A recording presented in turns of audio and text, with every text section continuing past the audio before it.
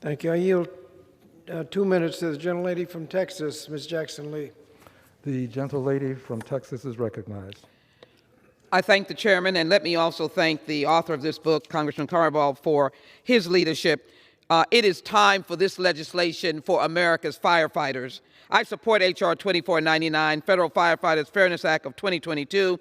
Firefighters put their lives on the line, make extraordinary sacrifices, keep us safe, protect us from bodily harm.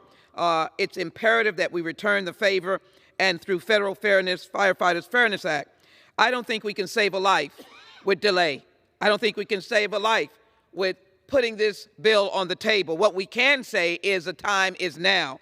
The legislation has solid bipartisan support because it makes sense to apply a federal firefighters the same support structure that state and local firefighters have. To do otherwise would be an injustice. It would simply be a shame. They fight fires alongside each other. When residents are at risk and buildings are ablaze, there's no distinction. There are thousands of them that are dispatched to those wildfires. We need to give them help. H.R. 2499 levels the playing field. My amendment, however, enhances this bill. It would reinforce that message by elevating awareness of the health and safety impacts that firefighters face through exposure to toxins and other contaminants. It has been determined through science research that firefighters are exposed to more toxins than ever before. As it relates to other health matters, more of them die of cancer, if you will, in the line of duty. But more firefighters are dying overall of cancer.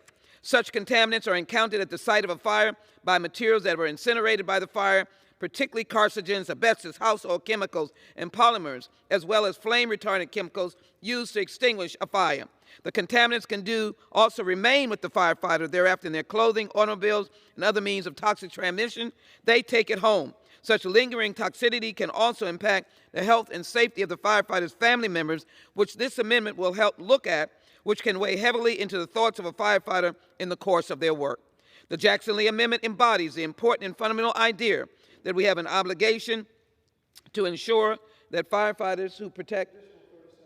The gentlelady has been yielded an additional 30 seconds. I thank the Speaker, thank the Chairman, who protect our loved ones to have a peace of mind that comes from knowing that they and their loved ones are safe while they do their duty, undertaking heroic actions to protect the public. I'm passionate about the work of these firefighters. I work with them all the time in Texas and particularly in Houston. They are the ones that are called in a freeze, they're called in a fire, they're called in a tornado, they're called in a hurricane.